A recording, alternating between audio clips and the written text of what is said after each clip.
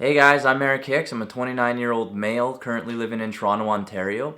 I made 2015 my New Year's resolution to be the year of spirituality, and I just wanted to share a few of the lessons I've learned and the insights I've come across in this past year. I started off the year in January by doing a VIPASSANA 10-day silent retreat, and I was really nervous coming into it. I had actually planned to do it about 2 years prior, and I backed out the last minute, and karma being what it is kind of taught me a little lesson. I really should have gone. And anyway, so I finally got around to it this last January of 2015. And a few days before, I remember my ego started coming in telling me, it's scary, don't do it, why, you shouldn't, it's 10 days, you can't do that, that's crazy. And anyway, so I just fought through that, and I remember showing up for my first day there. And, I was perfectly fine with it, actually. I was kind of looking forward to it. I didn't have any issues to work through. I just wanted to understand myself better. And so I went in with a clear slate, no expectations, and I was just going to listen to everything that they advised and just see what kind of happened. Anyways, I remember the first few days of the silent retreat, I just kept saying, I remember I was walking around, I just kept saying to myself, this is fucking crazy.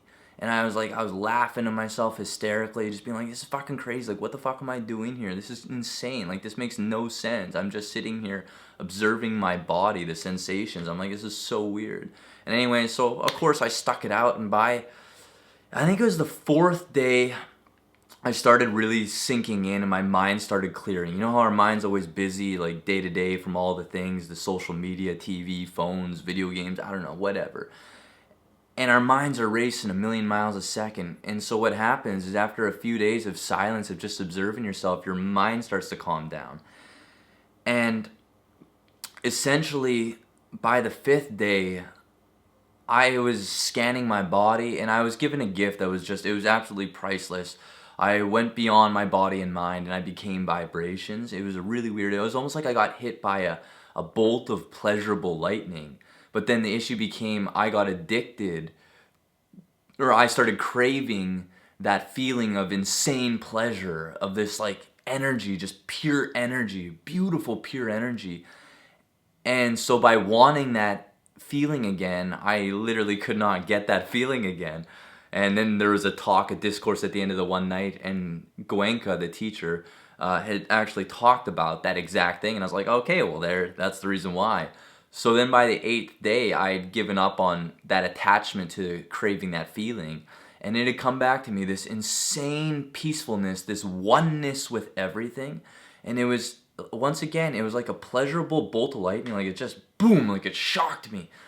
And it's just, every cell of my body was energy, and it was so obvious to me that everything is vibrations, everything is connected. And I mean, the hardest part, leaving this by the 10th day, was talking with all the other people, and a lot of people had similar experiences, some hadn't.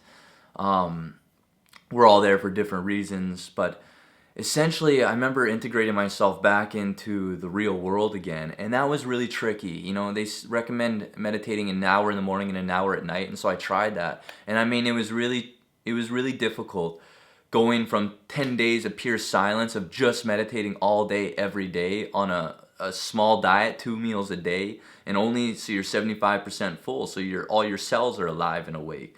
And I mean, coming back into the real world, you're just bombarded with all this information again. And anyways, I kept with it for a while, but then I stopped. I was I'm happy, I don't need to meditate. And, a month, 2 months, 3 months pass, and all this information starts flooding, my mind starts racing again, and of course life takes its toll on you, and all these little things come up in your life. And you're not really sure how to deal with it. It's this energy, it's something you got to deal with, but you're not sure how to deal with. And so anyways, I started meditating again, and I can't tell you how priceless this gift of a 10-day silent retreat is. It's a complete calm, connectedness with everything, just free of the mind, free of the ego. And this is what Eckhart Tolle talks about a lot, the power of now, a new earth.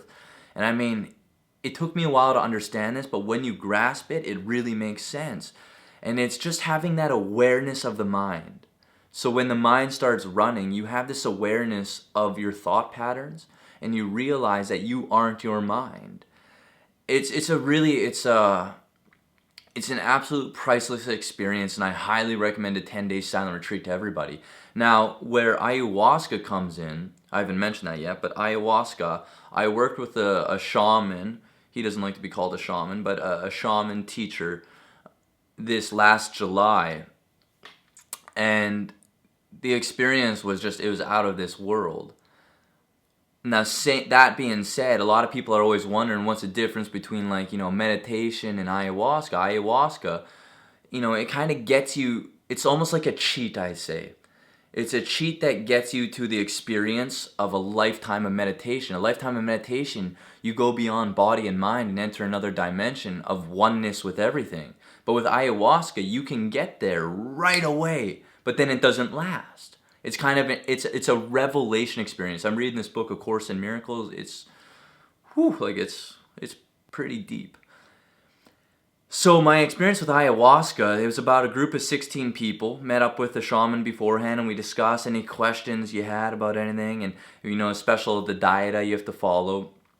And I followed it to a T, what he said. So I ate very clean, just like raw vegetables and white potatoes for 5 days, no salt, no sugar, no fats, no anything. And I mean, I lost some weight. I was pretty clean though, man. I mean, cucumber started tasting like candy to me. It was, my taste buds adjusted, and I started really tasting the flavors and everything. And so anyways, we went to this a Sacred Heart Chamber is what he called it. So he built it with pink quartz, and anyways, it's just a very sacred place. I'll attach an image actually of me in the place. I deleted the video that I made, just out of courtesy and respect to the man who was guiding us. Anyways, so we get there, and a lot of these people had never done any drugs before. A lot of them were, nothing. And I had worked with, magic mushrooms a lot before, doing like heavy doses, 3.5 to 5 grams. And I'd close my eyes, I'd lay in the darkness in my bed, and I'd go on a journey, but I'd let go. And so by doing magic mushrooms, I learned how to let go of my ego trying to control the journey, the trip, and I just experienced what it wanted me to experience. And a lot of times it was crazy. I mean, it was absolutely crazy, some of the experiences I had. I like to say I went full, don't mean to offend, but I went full cerebral palsy, I went full autistic. I even got brought to the point where I had the option to not take another breath again. I was literally at that point of, it was like a minute where I hadn't taken a breath, and I was like, oh, I literally cannot, I could just choose to not breathe in again and just be gone, be done. And I mean, it was perfectly fine. It wasn't a panic, it wasn't anything. So I learned a lot of lessons from high doses of magic mushrooms, how to let go being the main thing. Now, coming into ayahuasca, I made sure to follow every piece of advice that the shaman had given, and so I was really well prepared. And that being said, a lot of people brought in a lot of ego with them, and they had a lot of expectations, what they want. I want to deal with this. I want to dig down in my darkness. I want to get this gift of life, and all these answers they wanted to be fulfilled. And that's never the answer. So I didn't judge though. I was very aware of my mind the whole time, and people are nagging, and I just kept, my mind would start speaking up, oh, this, and I'd be like, no. I'm like, just worry about yourself, deal with yourself. I'm like, just stay focused. And anyway, so I just sat there and I just meditated, and everybody else was doing their own thing, and I just stayed there meditating. And then we began the ceremony, and we were given the brew, and I blessed it. I mean, I sent it a lot of love. And when I drank it, I just sat there in the chair like the teacher had recommended, and I just meditated.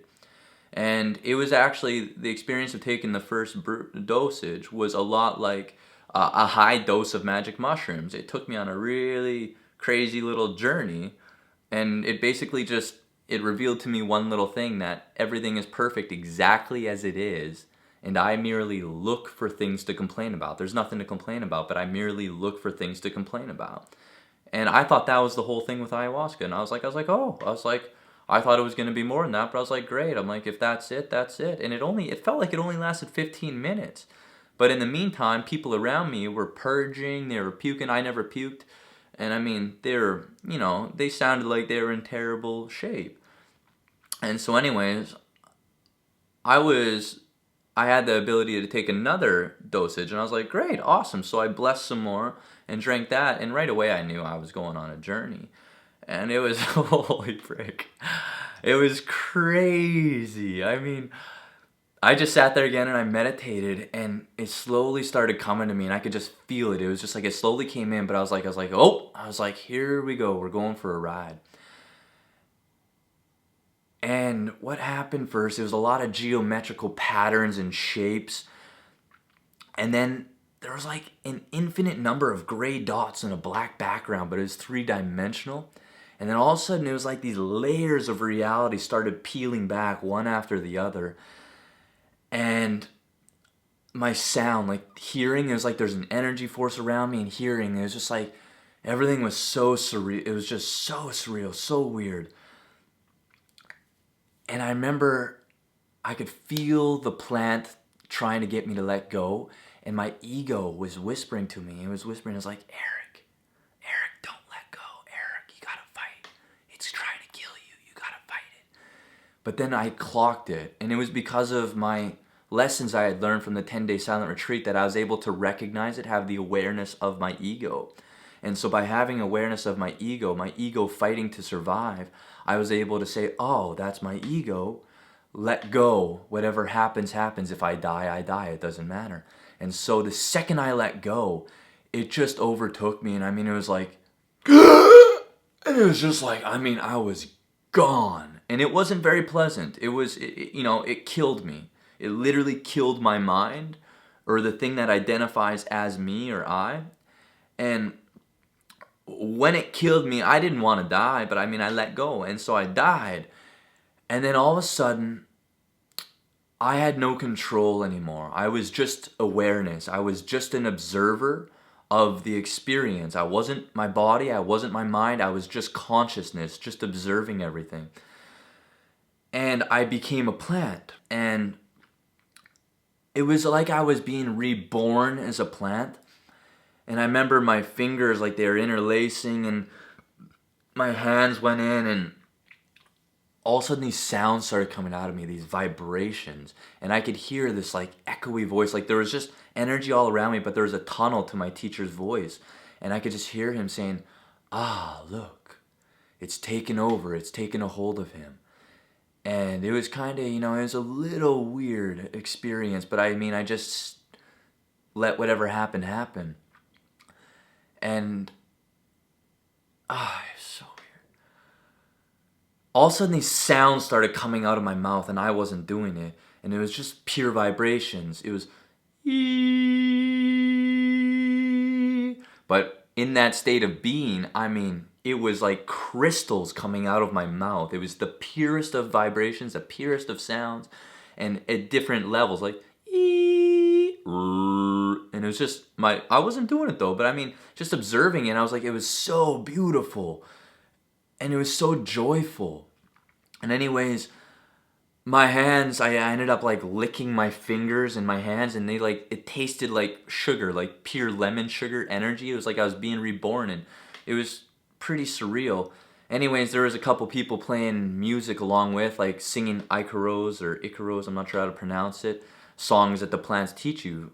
And anyways, it was very beautiful just to have that energy coming at me. And I remember I was curled over my body, leaning down, head near the floor, and a girl that was guiding the ceremony came around to me, and she said, follow your roots.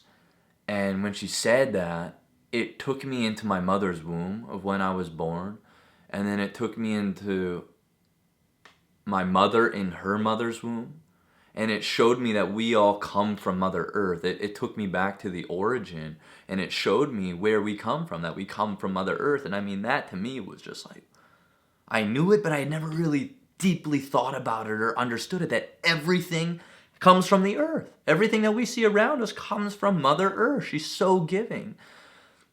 And then she said, open your heart. And it just instantly, my body opened up, and it was just like this freedom of energy. And for the next 4 hours, I was just a little plant, just dancing around and singing and just like, but I was like a Venus flytrap, and I mean, my mouth was open, my tongue was out. It was just but I was a plant. It was so weird. But I mean, I was laughing my ass off for 4 hours straight. It was just pure joy and pure revelations and all this beautiful insight, and that everything is perfect exactly as it is. And you need to learn to love it all. That was the advice given afterwards by the teacher. You need to learn to love it all. It's not easy. The good, the bad, the ugly, everything. Learn to love it all. And that's the answer, is that everything is perfect exactly as it is. You need to learn to love it all. But a cool thing that taught me is about vibrations. Everything became vibrations at one point. And it became so obvious and so real to me how connected everything was. And so afterwards, the next month after, I mean, I was singing to every plant I saw, just like whatever, it doesn't matter. And these beautiful vibrations, I was singing to plants, and I was so connected to everything. And of course that wears off over time, but I mean, the lesson stays with you. Now, that's a lesson, like a hard hit lesson right off the bat. But without having done that 10-day silent retreat, I wouldn't have been given the gifts that I was given. Now, out of the group of 16, I was the only one who had a pure, blissful, joyful experience that night. Everybody else was dealing with big ego and misery and pain and torture. They were suffering. And so my whole thing is ayahuasca is great, but without a meditation practice like they teach you at VIPASSANA on a 10-day silent retreat, it's useless. It's not useless, but it's devalued. So I highly recommend, before doing something as potent as ayahuasca, because I mean, it's 0 to 1,000. It's powerful. You know, if you've ever done like 5 grams of magic mushrooms, you know what I'm talking about. That's powerful stuff. You need to learn to let go and go on the journey. Now, I mean, you do an ayahuasca. That, I mean, it's beyond comprehension. You just really cannot put into words the experience. It's a revelation to you. It's a miracle. And, oh my God, it's so crazy. So grateful for it. But I mean, still to this day, I don't feel like I need to do ayahuasca again. But I'm meditating on a regular basis now. And my life is it's zenned out. There's if I have stress or worries and I meditate, it just connects me back to the oneness of everything again. So I don't need to, take everything personally, like the weight of the world is on me. I need to achieve this, all the ego things, the things that make us feel separate from everything else. That's the ego speaking. So with meditation, you learn to detach from your ego, become aware of your thoughts, and get connected back to the oneness of everything. And everyone's going to have a different experience, but in my wisdom, man, I'm telling you, a 10-day silent retreat, instead of going to Cancun, Mexico on vacation, instead of going somewhere else, take 10 days and do a 10-day silent retreat. Listen to everything they recommend. I mean, when they say do this, do it. There's a reason. And I was hesitant at first. I was like, what do you mean? Like, we can't acknowledge people? I can't even nod my head. I can't do, There's a reason for everything. And when you listen and follow to the wise advice and words of the people that have been, passing along this information for thousands of years, there's a reason they're saying these things. So I highly recommend doing a 10-day silent retreat. And if you feel ready, you're going to know when you feel ready. And you're able to let go. You got to be able to let go, because if you're not able to accept death, then ayahuasca is going to give you a real rude awakening, which is maybe what you need, a real rude awakening. But you got to learn to let go of the ego, be aware of the mind, and just surrender. And, I'm an actor as well, so in my acting career, this has helped immensely. And I just recently changed my attitude about acting. I always said, I'm going to get really good. And when I get really good, they're just going to come grabbing me, saying, hey, we want you to be in this. That's not how it works. And so I changed my mentality to, I'm deserving of success right now. I'm deserving to be paid for my work, to be a contributing actor, and I can offer something of value. And the second I change my mindset about that, and I mean, every thought we have manifests in the world around us. You look around you, Everything around you, every detail has been manifested by your thoughts. Everything that's in your life, you have manifested yourself with your thoughts. And so when you have awareness of those thoughts, you can change the manifestations. I finally had awareness of some limiting belief systems that I had built up in my life, and I changed them, and right away I had success. I booked 2 commercials. I booked a role on Quantico, and then a role in an MOW, Killing Mommy, and a role in a feature film, White Knight. And I mean, I got a callback for an 8-episode recurring for Dark Matter, and it keeps going, but it's just the beginning. And this is all the year of spirituality. This wasn't meant to be acting related. That's just secondary benefits that have happened from that. So if you guys have any questions, please post in the comments below, and I'd love to make another vlog or a video to answer any questions you may have. Check out my other videos. I'm going to start a vlog about, I turned vegan as well. It had nothing to do, or I wouldn't say nothing. It's not directly correlated to the 10-day silent retreat or the ayahuasca, but I'm sure it was influenced in a way. But yeah, I went vegan this year as well. And so if you want to know more about that, about what switched me from paleo diet to veganism, check out the video. Anyways, look forward to talking to you guys soon. Take care. Bye.